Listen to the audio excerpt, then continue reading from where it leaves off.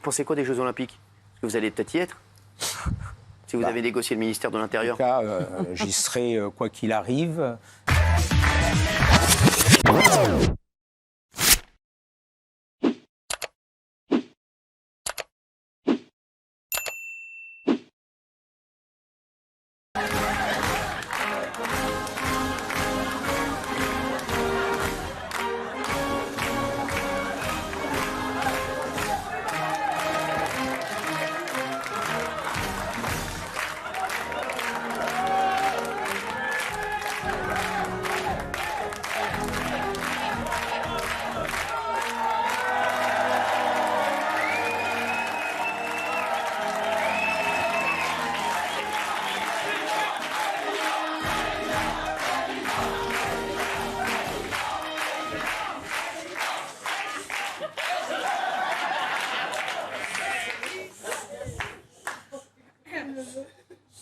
Mes chers compatriotes, mes chers compatriotes, chères Françaises, chers Français, vous vous êtes exprimés dans les urnes, encore une fois la semaine dernière, notamment en élisant certains chroniqueurs. Vous m'avez appelé de vos vœux pour vous plaindre de tel ou tel comportement. Bernard Montiel, les élucubrations de Bernard Montiel et ses soirées mousse au Cap d'Agde. Valérie Benaïm, que veut-elle, qui est-elle? Est-elle auteure? Est-elle animatrice? Est-elle chroniqueuse? Que fait-elle? Ne serait pas-elle mieux chez elle? Oui, vous m'avez écrit d'ailleurs, ne serait pas-elle mieux chez elle? Jacques Cardoz. Oui, vous m'avez parlé de Jacques Cardoz. Et je vous ai entendu. Jacques Cardoz. Pourquoi? Pourquoi tant de bruit? Pourquoi un transfert qui a fait parler et reparler et qui aujourd'hui ne fait pas pchit, mais fait pchat? Vous m'avez également parlé de Kelly Vedovelli. Et Géraldine Maillet, d'ailleurs, que vous avez mis dans le même sac. Un sac à puce. Kelly Vedovelli et Géraldine Maillet, que vous avez ciblés par leur défiance envers ma personne. Vous, envers le vaccin. Et vous, envers l'ensemble de ma carrière. Bien entendu, vous êtes plaint également d'une personne. Vous vous dites, comment une personne aussi âgée, aussi décédée, peut-elle encore avoir envie de Ken? Oui. Sont été vos mots. Sont été vos mots. Daniel Moreau, bien entendu. Vous m'avez demandé de faire retourner au Père Lachaise 6 pieds sous terre. Vous m'avez également parlé de Guillaume Janton. Pourquoi vient-il aux alentours de 18h50 dans l'émission alors qu'il ne parle qu'à partir de 20h20? Est-il payé toute l'heure? Est-il payé toute l'émission? Est-il payé au prorata? Oui. Oui, vous m'avez demandé, vous m'avez posé des questions. Et ce soir, je vais y répondre. Vous avez bien entendu parler de Raymond Abou. Comment un chauffeur-livreur peut-il se promener en Porsche Cayenne?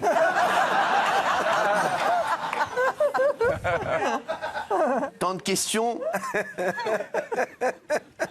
Aujourd'hui, ces questions, on va y répondre. Et puis bien sûr, on m'avait parlé de Gilles Verdez, qui a pris encore une gifle hier soir. C'est pas la première, c'est pas la dernière. Il a encore... Ah ouais, il a mis sa tête dans un pot de terracotta pour faire oublier la tristesse de sa nuit. Et vous m'avez parlé de Gilles Verdez également. Vous m'avez dit, comment un homme avec une telle carrière peut dire autant de conneries? Écoutez, Gilles Verdez, vous le savez, sa carrière a été faite au gré de ses rencontres amoureuses. Donc, à sa prochaine rencontre amoureuse, peut-être qu'il changera d'avis sur tout. Vous savez, Gilles Verdez, c'est une girouette. Et les girouettes, on va en parler ce soir. Car moi, je ne suis pas une girouette. Je vous avais dit que vous serez tous reconduits. Eh bien, J'ai menti. j'ai eu le temps hier, entre Roland-Garros et un match de paddle, de me replonger dans l'article 12 de la Constitution. Je le vois venir. Oui, j'ai eu le temps. Dissoudre l'équipe. Et aujourd'hui, j'ai décidé à vous, téléspectateurs, de vous rendre les clés de l'émission. Et aujourd'hui, de vous laisser choisir ceux qui font et feront l'émission de demain. C'est pourquoi j'ai pris la décision de dissoudre l'Assemblée des chroniqueurs.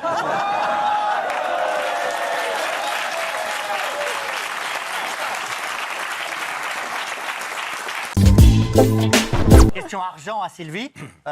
Vos négociations pour quitter Miss France ont été compliquées. Est-ce que vous avez touché financièrement un chèque qui vous convient? Ouais, c'est pas mal. Alors mes négociations n'ont pas été si compliquées que ça. Ah bah ils ont donné l'argent direct. Non. Vous êtes mal renseigné. Voilà, donc, Vous n'avez pas répondu. mais déjà, merci, Après un beau chèque, merci de reconnaître, parce que je crois que j'en parle dans mon livre aussi, dans ses préjugés sur les femmes, on a très vite dit en fait que j'avais été licenciée. Comme si une femme aujourd'hui à 45 ans ne peut pas se dire bon bah voilà, j'ai adoré ce que j'ai fait, mais j'ai envie d'autre chose, de quoi. me lancer d'autres défis, j'ai envie de m'accomplir différemment, j'ai envie de m'occuper de mes 3 enfants à la maison aussi le week-end parce que je les voyais pas. Ah oui. Et alors les négociations, je fais partie dans de très bonnes conditions avec le groupe. Plusieurs millions d'euros, m'a-t-on dit. Est-ce que c'est Ah vrai? non, bah, vous savez que Macron a plafonné les indemnités de départ ou pas?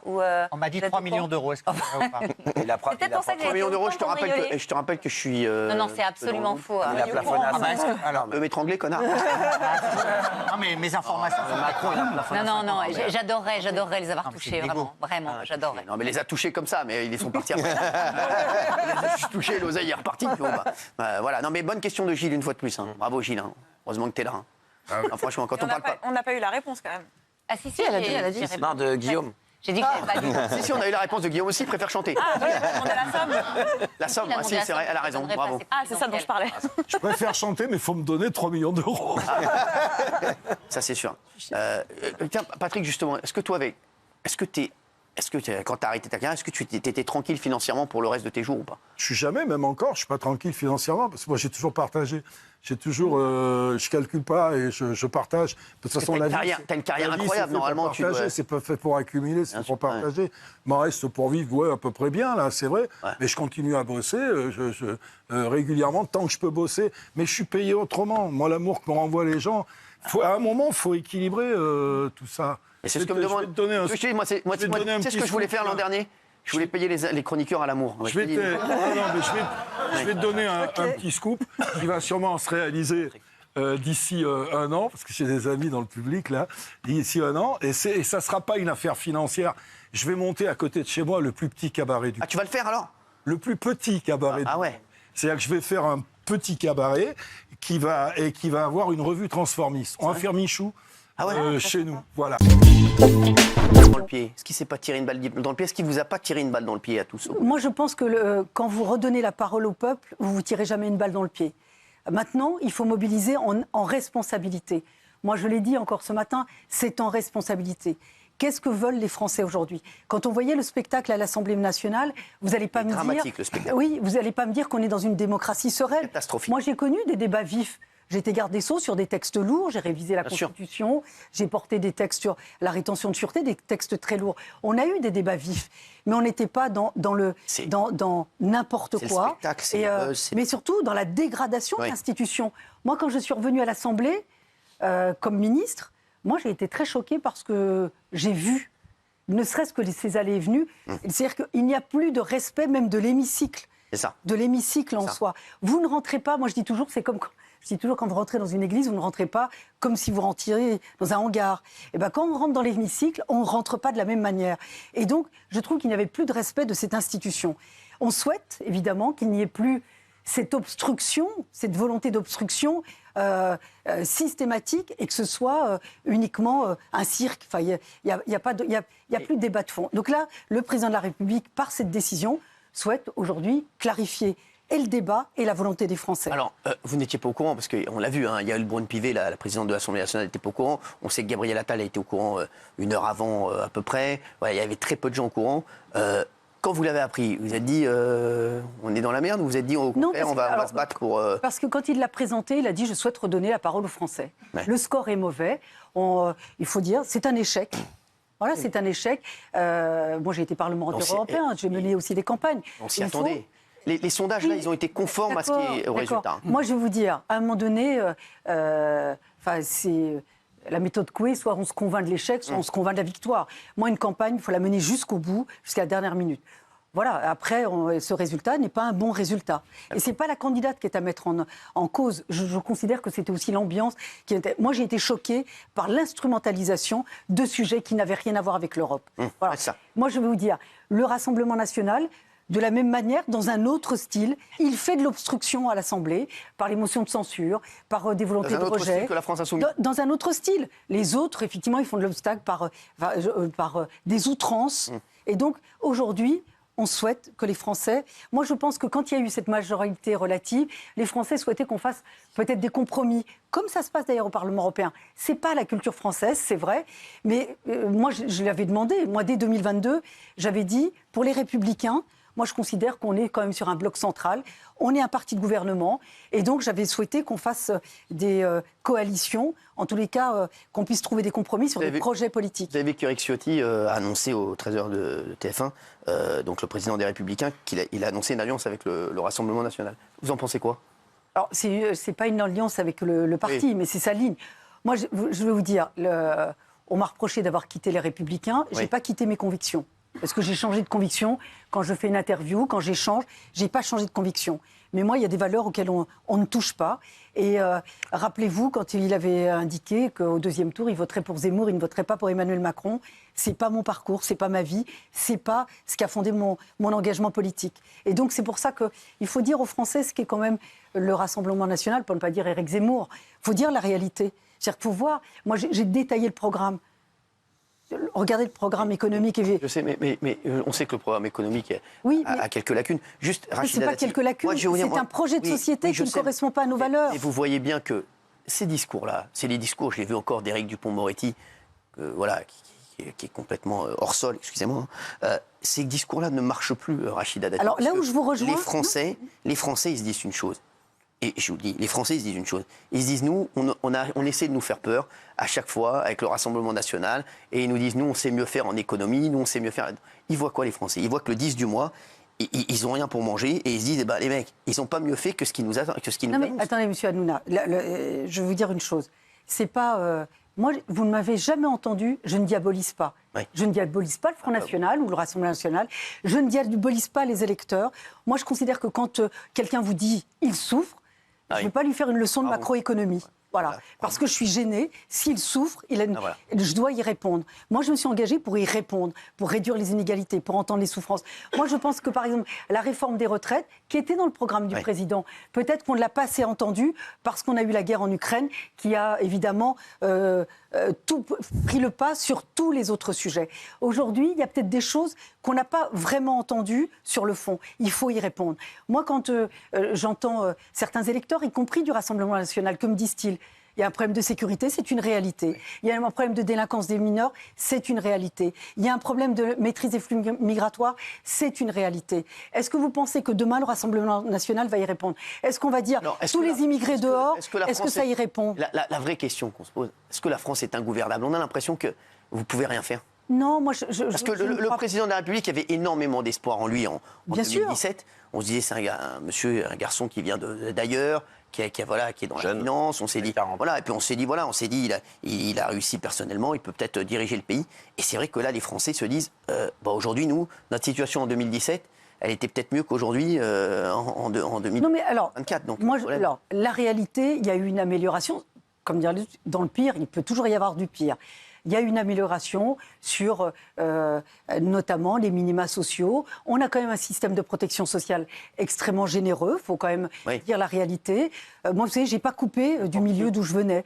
D'ailleurs, parfois, ça me pose un peu de difficulté parce que vous n'échappez pas à votre milieu, vous n'échappez pas à votre enfance. Moi, mes amis d'enfance, ils n'habitent pas le 7e arrondissement. Ma famille habite toujours au même endroit, là où j'ai vécu, là où j'ai grandi. Donc, je ne suis pas coupée de ces difficultés-là. Je connais aussi, je prends toujours... C'est pas anecdotique, quand je suis devenue garde des Sceaux, j'ai eu des amis d'enfance qui étaient évidemment détenus, qui m'écrivaient pour me féliciter. Je ne me suis pas, j'ai pas honte d'où je viens. Au contraire, ils ont eu moins de chance que moi. Mais est-ce que ça veut dire que je leur tourne le dos? Non. J'entends, certains sont tombés dans la délinquance, d'autres, notamment des femmes. Moi, je parle notamment sur les femmes. Il y a une vraie difficulté quand j'entends, moi, qu'aujourd'hui, la gauche se commet avec l'extrême gauche. Est-ce qu'on sait? Moi, je le disais encore ce matin, est-ce qu'il est normal? Certains ont un antisémitisme revendiqué et les autres, un communautarisme qu'ils encouragent. C'est très bien, soyez voilés, c'est très bien, restez dans votre communauté. Le droit à la différence, ça nous a perdus. Ça fait exploser des territoires.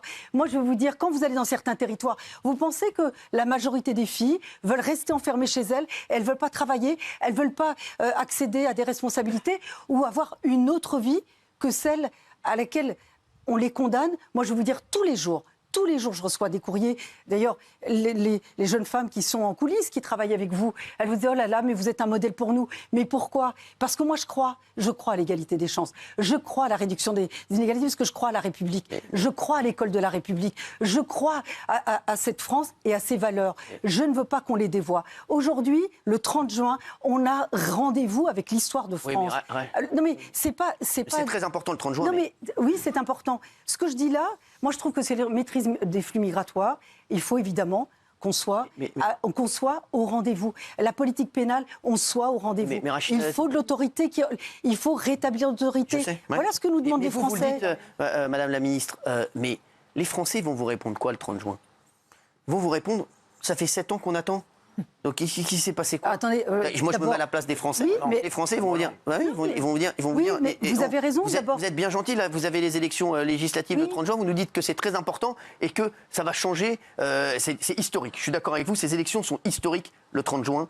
Vraiment. C'est les élections peut-être les plus importantes, comme a dit Gérald Darmanin, de la Ve République. Je vous le dis. C'est vraiment pour moi, et je suis d'accord avec Gérald Darmanin, qui sera d'ailleurs notre invité demain.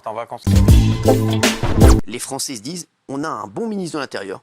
On a quelqu'un en qui on a confiance. On a des bons policiers gendarmes. Oui, exactement. Oui. Et il se passe des choses incroyables tous les jours en France avec des OQTF, avec des gens qui ne doivent pas être sur le territoire, comme je l'ai dit souvent.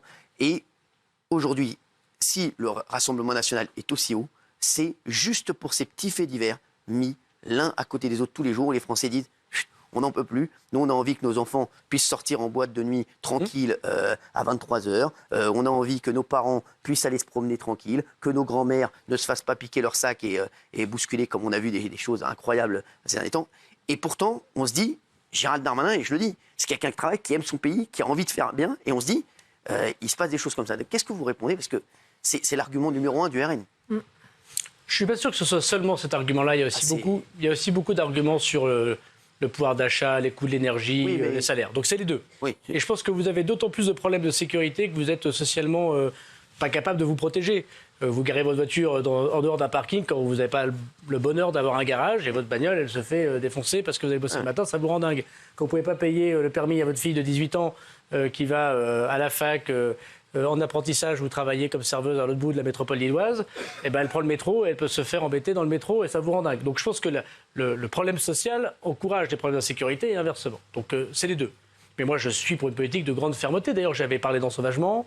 J'ai été le premier à décorer des policiers alors même qu'on leur recherchait des noises alors qu'ils avaient fait leur juste travail de légitime défense. Et je pense que je suis comme les Français, je pense qu'il faut davantage de fermeté. On a un triple problème. Le premier, c'est qu'on n'a pas assez de forces de l'ordre en France, c'est un fait. Et on a recruté 10 000 policiers et gendarmes de plus. Il faut faire encore beaucoup plus. Parce que pendant longtemps, on a supprimé des postes de policiers et de gendarmes. Il n'y a que 250 000 policiers et gendarmes pour un pays de 70 millions d'habitants. Donc d'abord, il faut recruter. Mais recruter, ça, c'est pas comme ça. Il faut recruter, il faut les concours. Il faut qu'ils passent 2 ans de formation. Et on ne met pas des gamins de 20, 21 ans, 22 ans tout de suite dans des quartiers très difficiles. Donc ça met malheureusement du temps. Et le temps médiatique et l'énervement de l'opinion, que je comprends très bien parce qu'ils ont raison, ne va pas toujours avec le temps de la politique. Il faut recruter davantage. Donc ça, on le fait. Et on va continuer à le faire. J'espère qu'on va continuer à le faire. Pour ça, il faut un budget. Pour ça, il ne faut pas d'effondrement de l'économie. Si on défend l'effondrement de l'économie, on ne pourra plus recruter de policiers et de gendarmes. Deuxièmement, il faut une politique pénale ferme. Et vous attaquez souvent Éric Dupond-Moretti. C'est un type très bien, Éric Dupond-Moretti. Vous avez tort de le faire. Non, c'est un type très bien, Éric Dupond-Moretti. Et il est issu, lui aussi, il est issu d'une famille voilà, ma maman immigrée italienne qui faisait des ménages. Je Voilà. pense qu'il sera, il sera mieux dans son. Non, vous avez tort. Il sera mieux dans son ancien. Mais j'ai souvent ce débat avec Eric. Vous savez, moi, vous savez, c'est comme si moi demain je faisais un autre métier, peut-être que je serais moins bon qu'animateur. Il était meilleur avocat que ministre. Bon, je vous trouve un peu dur, mais bref. Oui, monsieur. Je veux ici dire un mot de sympathie. On est moins dur que lui. De sympathie pour lui. Mais moi, ma conception des choses, c'est qu'il faut davantage de fermeté, y compris dans la réponse pénale. Ah oui. Qu'est-ce qu'ils vous disent, des policiers, les gendarmes, les gens? C'est très souvent, la police, elle interpelle les personnes. Oui, mais derrière, ça ne suit pas. Non, c'est pas que ça ne suit pas. Moi, je peux témoigner que les peines sont fermes. Le problème, c'est qu'elles ne sont pas toujours exécutées. C'est ça la difficulté. Vous savez, il y a une jolie phrase d'un grand juriste qui disait « L'important, ce n'est pas la dureté de la ferme, c'est sa certitude ». C'est comme l'éducation. L'important, ce n'est pas d'être très méchant avec ses enfants quand il y a un problème. C'est d'être sûr que quand on dit non, c'est non, et tenir jusqu'au bout le non. Le non, c'est très important dans une société. C'est pour ça que moi, je viens de la droite. Je pense que moi, je suis pourtant très social, mais je considère que l'ordre, c'est quelque chose de très important. Pas l'ordre pour l'ordre, mais très important. Et l'éducation, c'est très important. Et la réponse ferme, c'est très important. Et donc, il y a des comparutions immédiates. Quand on attrape quelqu'un aujourd'hui qui est délinquant, souvent la police interpelle, très souvent la police interpelle, et est présenté devant la justice en comparution immédiate. Le problème, c'est que souvent, on attend des mois l'exécution de cette peine. Et là, les policiers et les gendarmes se disent, ou les Français, mais on ne comprend pas, il a agressé la vieille dame, il a tagué, on ne demande pas de 15 ans de prison, c'est ridicule de faire 15 ans de prison pour ça. Mais on aimerait bien une peine immédiate. Et donc, moi, je pense qu'il faut qu'on aille vers ça. Il faut qu'on aille vers, on interpelle vite, comparution immédiate, peine immédiate. Il faut qu'on arrête de penser que c'est soit une peine alternative, soit la prison qu'on a du mal à construire, ou d'ailleurs c'est souvent l'école du vice, vous le savez bien, mais qu'on ait, comme dans d'autres pays européens, des endroits où les gens font 15 jours, 3 semaines, 1 mois, 2 mois, mais qu'ils les font. Pourquoi on ne construit pas plus de prisons? Parce que d'abord, les maires ne veulent pas. C'est-à-dire que, vous savez, moi, j'ai créé 1300 places de plus de centres de rétention administratif. C'est des endroits où vous mettez les étrangers en situation régulière, et j'ai décidé d'y mettre désormais que les gens qui posaient des problèmes d'ordre public. Les tueurs, les terroristes, les voleurs. Avant, on y mettait un peu tout le monde. Le pauvre Malien de 19 ans qui bossait dans un restaurant qui n'avait jamais rien fait, on le mettait dans un centre de rétention administratif et on attendait l'expulsion. C'est pas bien d'être irrégulier, mais c'est plus grave d'être celui qui tue et qui est terroriste et qui est dehors. Donc maintenant, dans les centres de rétention, on n'y met que des personnes qui ont fait des choses très graves pour la société. Alors, si je protège un peu plus les Français. Il manquait beaucoup de places. Il y en avait 1700. J'en ai créé 1300 de plus. Mais vous savez quel était mon problème? Personne ne veut accueillir un centre de rétention chez soi. Bien sûr. Ouais, c'est ce qu'on disait. Donc j'ai écrit à tous les maires du Rassemblement national en disant mais vous prenez les centres de rétention administratifs accueillis à Hénin-Beaumont, enfin, on peut tous les faire, hein, voilà, à Fréjus, on m'a répondu non, pas chez moi.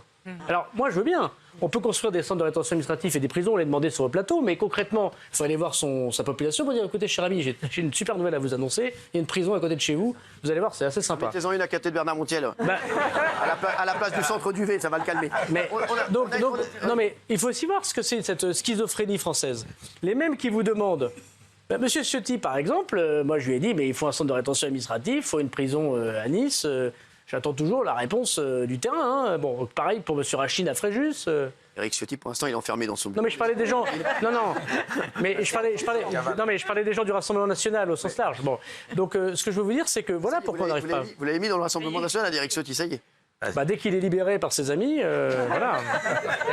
Alors, question sur les OQTF. Sur les OQTF, Emmanuel Macron avait promis d'atteindre les 100% dans une interview d'OQTF. On est aux alentours de 10%. Une vingtaine. Mais on n'est pas bon. Mais une vingtaine de pourcents. Vous ne pensez pas justement que cela, les fausses promesses, puisque c'était une fausse promesse, eh bien, ça fait monter le Rassemblement national? Non, c'est pas une fausse promesse. Ça met du temps et je vais essayer de vous expliquer pourquoi. Mais c'est vrai que c'est un échec et qu'il faut qu'on améliore. Vous avez parfaitement raison.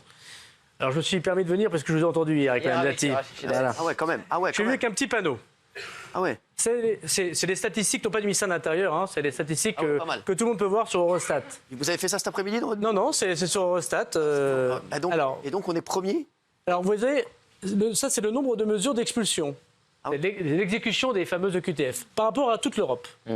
Et à côté, parce que vous pouvez me dire, oui, il y en a plus chez nous, c'est le nombre de demandes d'asile. Donc vous voyez, en Allemagne, il y a 241 000 demandes d'asile, 70% sont refusées, donc il y a à peu près 70% de gens qui ont des EQTF, et ils n'expulsent, et c'est le deuxième meilleur pays, que 13 000. Ah ouais. Et puis l'Italie de Mme Meloni, vous voyez, elle a 2790. Ouais.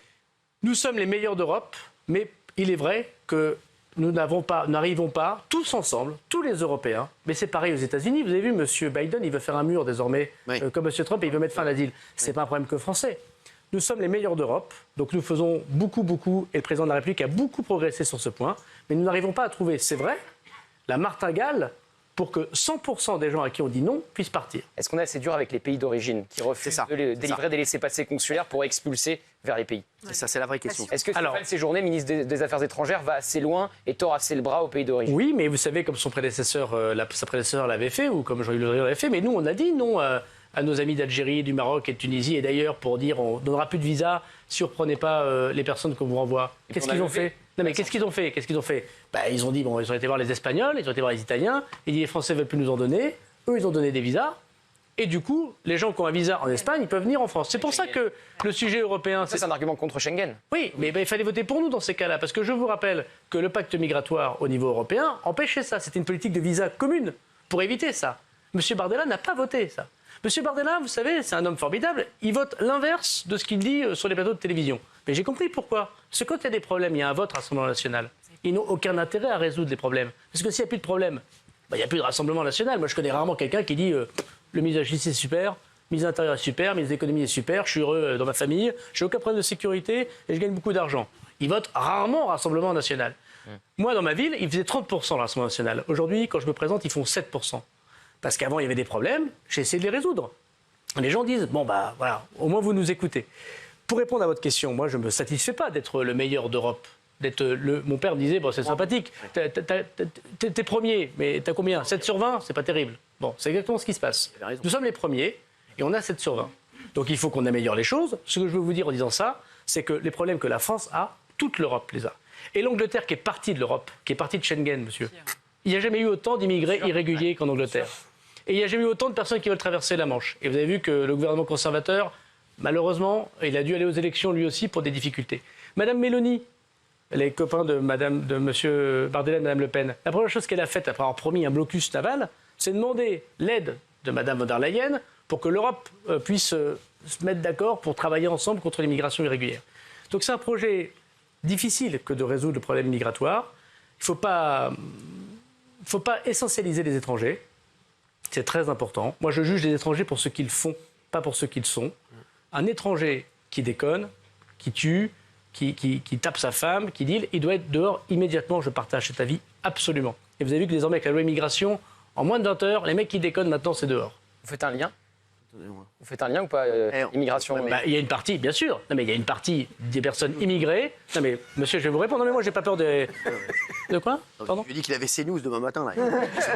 Mais moi aussi, je vais chez Pascal Pro demain matin. Donc on on va se retrouver alors. Voilà, si vous voulez. Attends, mais ensemble. Non, mais les personnes.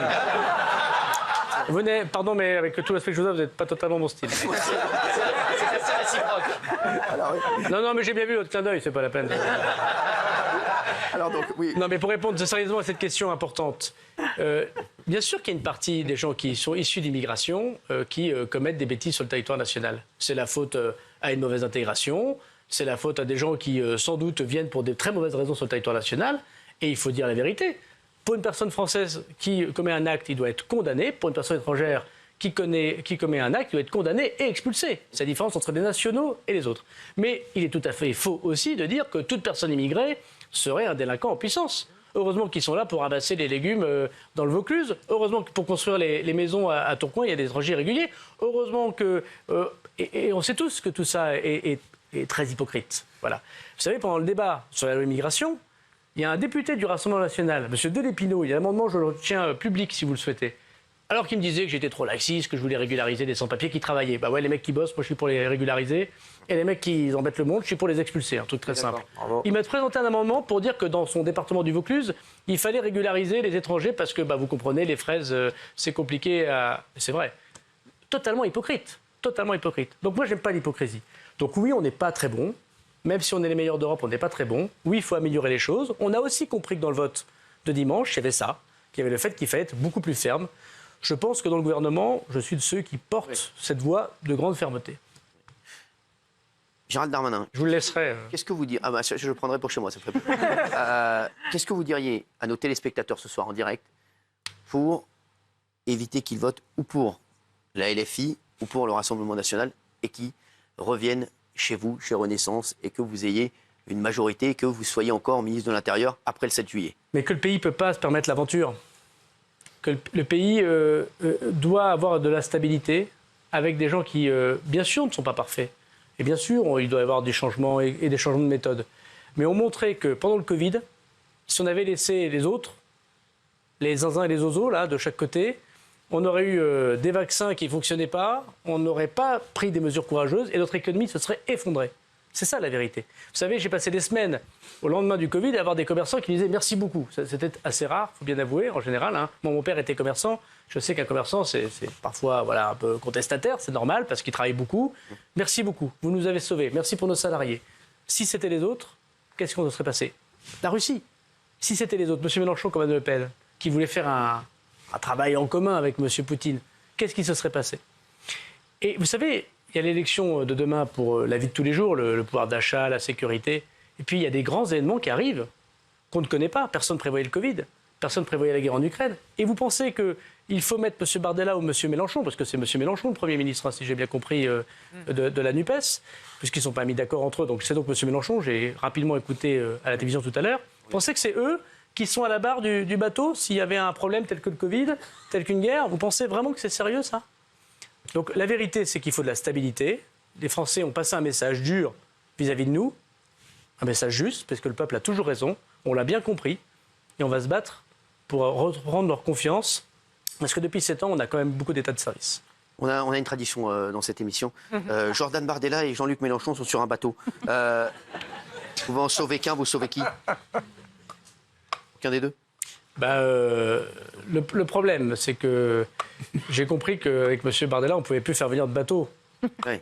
Donc voilà, je les laisserai peut-être tous les deux ensemble. Voilà.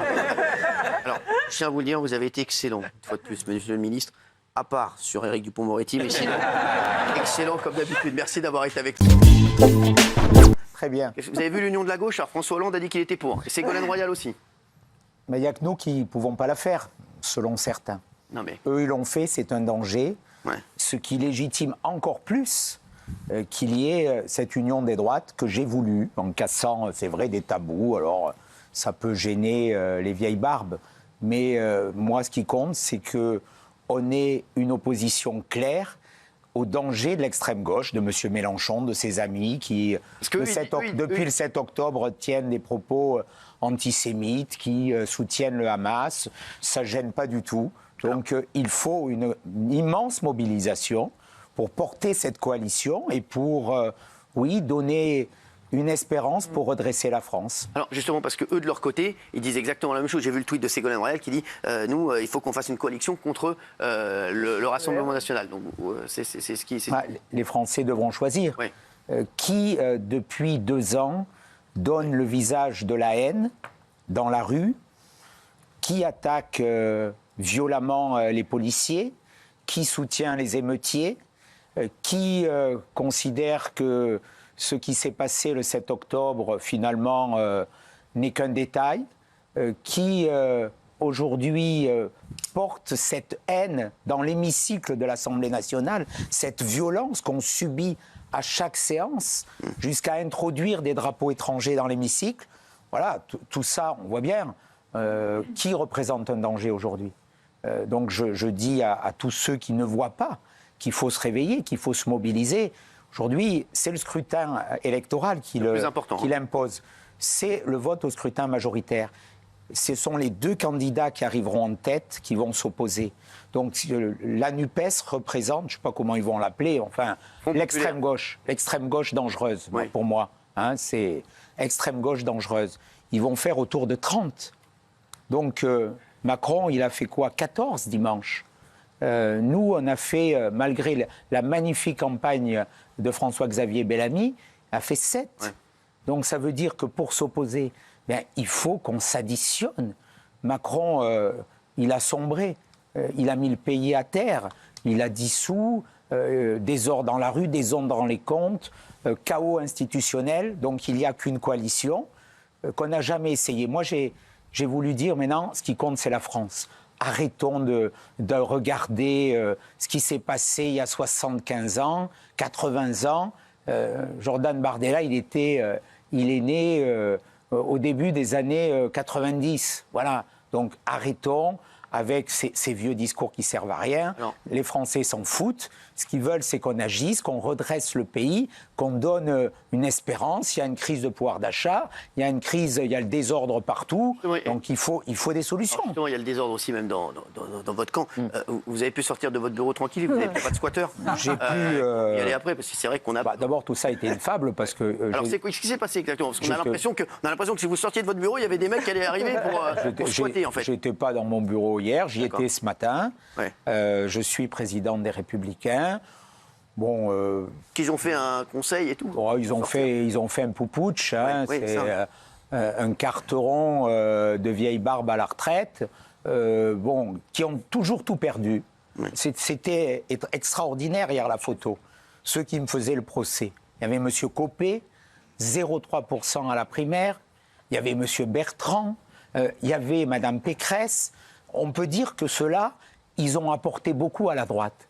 Donc, sincèrement, aujourd'hui, il faut tourner la page de ceux qui nous ont amenés là où nous sommes. Nous sommes un grand parti de droite. Nous aspirons aujourd'hui à apporter notre contribution au redressement du pays, avec des idées fortes. On veut de l'ordre dans la rue, de l'ordre dans les comptes. On veut que les Français qui triment, qui travaillent, puissent gagner leur vie avec des salaires plus élevés. On veut arrêter les gaspillages, les déficits, les normes, l'administration insupportable qui paralyse l'initiative. C'est tout ça que l'on veut. On veut que la France soit plus puissante. Il faut essayer. On n'a jamais essayé. On n'a jamais essayé. Il y a ces tabous. On dit, oulala. On a compte, le président de la République a dit que je me suis allié avec le diable. Mais c'est tellement grotesque. C'est tellement grotesque. La ficelle, elle ne marche plus. C'est tout ça pour se maintenir au pouvoir en faisant peur. Mais ce qui fait peur, c'est la politique qu'ils font. C'est pas les alliances. Alors, Éric Ciotti, justement, vous avez négocié quelque chose avec Jordan Bardella, les premiers ministres? On a discuté d'une répartition des circonscriptions, puisque les Républicains que je représente, et je regrette que malheureusement sous la pression de gens qui d'ailleurs ne seront pas candidats aux élections législatives, donc ils ont imposé aux députés qui vont aller au combat une position qui va les fragiliser, qui va sans doute les faire perdre. Et eux, ils sont planqués. Hein, c'est les planqués qui ont imposé une ligne. Nous avons permis de discuter, d'avoir entre 70 et 80 circonscriptions. Et au départ, j'ai dit tous les députés LR sortants auraient pu être dans cette alliance. Eh bien, les vieux caciques déconnectés de la réalité ont refusé. Moi, j'ai levé ces tabous. J'ai dit, mais non, à un moment, il y en a marre. J'ai pris mes responsabilités. J'ai la confiance des militants. Je n'ai jamais reçu autant de messages de soutien. Et puis, on pense à la France, tout ça. On les laisse derrière. Et puis, c'est pas très grave. Justement, vous pensez quoi des Jeux Olympiques? Est-ce que vous allez peut-être y être? Si vous avez négocié le ministère de l'Intérieur. En tout cas, j'y serai quoi qu'il arrive.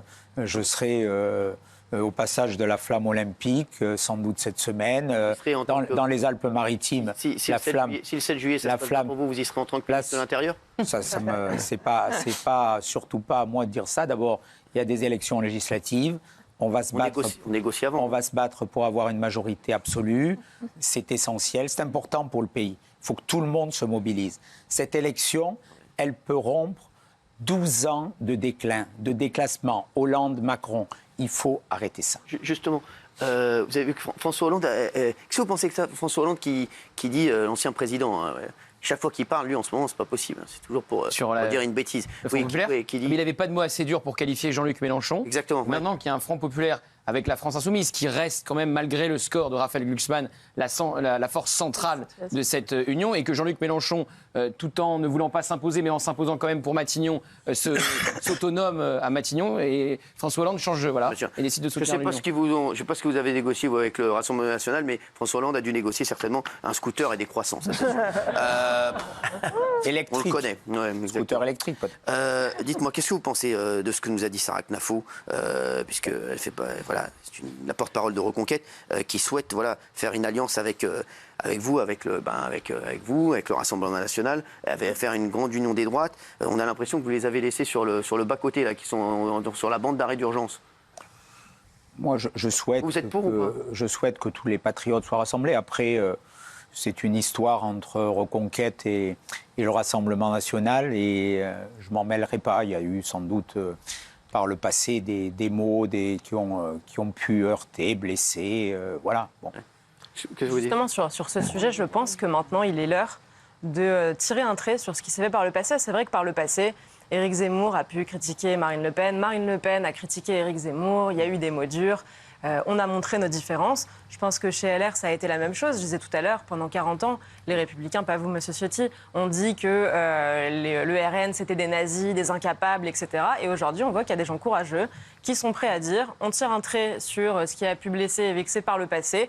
On a certes des différences, mais ce qui compte aujourd'hui et dans une coalition, c'est ce qui nous rassemble. Je pense qu'Éric Ciotti, comme moi, ne sommes pas forcément d'accord avec tout le programme économique du RN. Et pourtant, on se dit peut-être que dans 3 semaines, avec M. Ciotti ou avec un autre, on pourra augmenter les expulsions en France. Peut-être que dans 3 semaines, on pourra un peu entamer la lutte contre nous, ce qu'on appelle le grand remplacement. Peut-être que dans 3 semaines, ça pourra aller un peu mieux dans le pays. En tout cas, moi, je suis sûre qu'avec Jordan Bardella, si c'est lui dans 3 semaines, ce sera mieux qu'avec Gabriel Attal.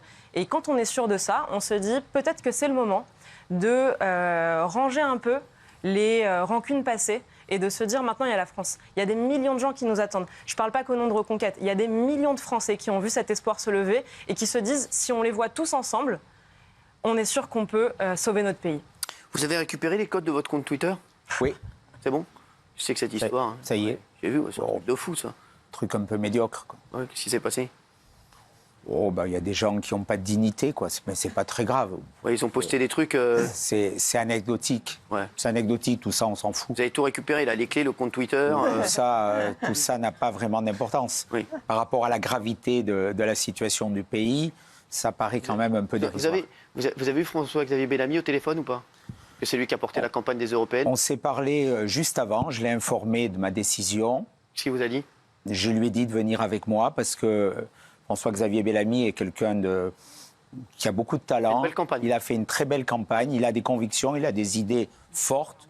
On les partage, pas sur tout, mais sur l'essentiel. Il a hésité, puis après il a été un peu enfermé dans le système. Il a appelé les autres, ils lui ont dit ouais, t'es fou. Mais j'ai vu aujourd'hui qu'il a déjà fait un pas en disant que jamais, s'il y avait un duel, il voterait toujours RN par rapport à l'extrême gauche. Donc ça veut dire que, voilà, quand il y aura le choix décisif, il sera avec moi. Je le sais, je l'appelle, parce qu'il incarne cette nouvelle génération et lui aussi veut tourner cette page. Sur vos militants, vous pensez qu'il y en a combien qui vont vous suivre? Parce qu'on parlait de 50%, vous pensez que c'est plus, vous pensez que c'est moins?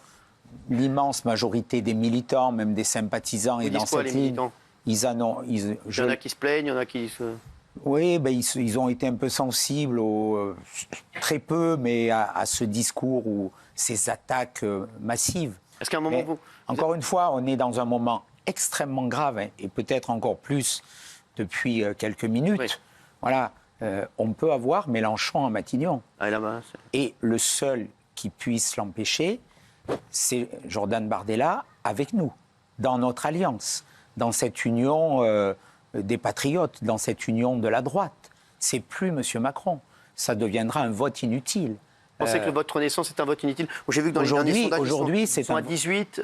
Aujourd'hui, Renaissance 18, on a Front Populaire 28 et RN, enfin RN, 31. Donc c'est un vote inutile. Oui. Au scrutin proportionnel, chacun à sa place. C'est le cas aux élections européennes. Sarah Knafo a été élue, je la félicite, comme François-Xavier Bellamy. Donc, au scrutin proportionnel, chaque voix compte. Là, au scrutin majoritaire, pour être au second tour, ça va être quasiment que les 2 premiers.